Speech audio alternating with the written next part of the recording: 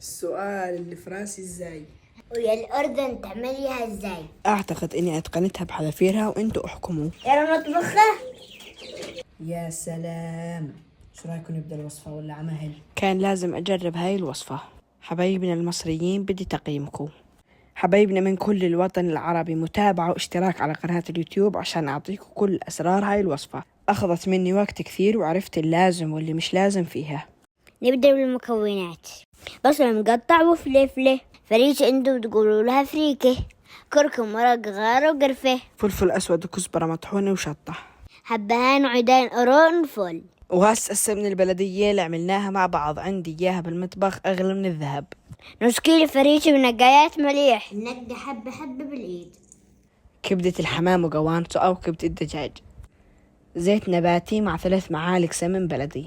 رشة ملح عشان ما يفرقعش، هننزل بالكبدة والقوانص، ونشوحهم بالسمنة البلدي. ننزل بالبهارات ومنشوحهم. بدنا نحكي مرة مصري ومرة رنثاوي. تا الله يفرجها وتخلص هالوصفة. البصلات اللي فرمناهن بننزل 3/4. الربع اللي ظل بنرجع لهن كمان شوي. طبعا هذا اللي قاعدين بنجهزه كله حشوة الحمام. بنذبل البصلة مليح وبننزل بالفريسات المنقوعات. استخدمنا 500 غرام. نضيف عليهم مي مغلية بحيث ينطبخن نص طبخة بس. حبايبنا المصريين يوم ما تشوفوا حدا بيطبخ طبخاتكو هل بتحبوا هذا الاشي ولا بتحسوا تعدي على ثقافتكو؟ منملح ومنغطيهن 10 دقائق. وهسه منسولف شوي عن الحمام شلون لازم يكون. بدكم تنتبهوا ما يكونش فيه اي قطع بالجلد. فتحة البطن لازم تكون صغيرة قد ربع الحجم. هاي الفتحة اللي بالاسفل رح نحتاج نقفل بها الرجلين بعد الحشي. ركزوا مع الرقبات. الرقبات بدنا نخليهم بالطريقة هاي يكون ما فيهنش ولا فتحة.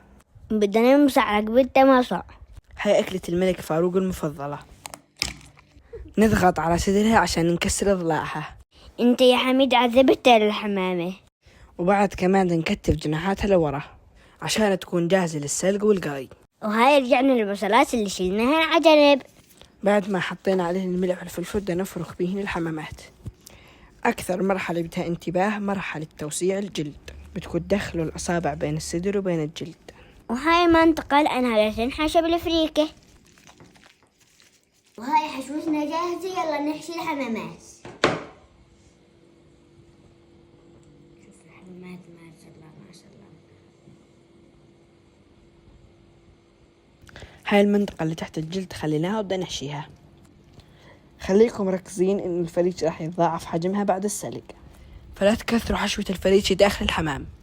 وخلصنا وكانت شغلة متعبة ومش سهلة. إن شاء الله المرة الجاية بناكلها جنب الأهرامات. وصلنا لهاي المرحلة ما شاء الله على اللوحة الفنية. فلازم أعمل برج حمام. دلوقتي هنضيف البصل والجزر. هنحط البهارات، ورق لورا وقرفة وياسمين النجمة، ينسون النجمة وشطة. ونستنى لما تغلي ونسقط الحمامات. بصوا على الجمال والحلاوة.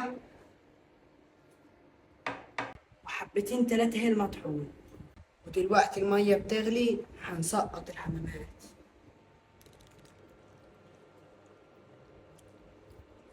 لا تنزلوش الحمام إلا بمي مغلية.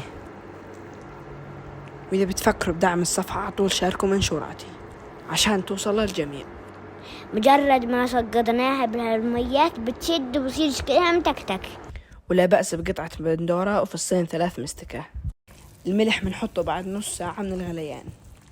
وبنرجع نكمل طبخه كمان نص ساعة وبتحصلوا على هالمنظر اللي بشهي. الحمد لله الوصفة كان بدها شغل كثير بس النتيجة مرضية. خبرونا شو تقييمكم للوصفة ومن أي بلد بتتابعونا. اكتبوا لنا أكلة بلدكم المشهورة عشان نعمل لكم إياها بطريقة حميد ورشيد. وطبعا الطبخ بده يكون على نار هادية والشوربة هاي رح أقدمها على السفرة. وهسه المرحلة المنتظرة: زيت نباتي مع ملعقة سمنة مع شوية ملح عشان هنحمر الحمامات ومنقلين على الوجهين. شوفوا ما شاء الله ناجحنا وناجحنا. هسه بدي قرقطها تقرقط.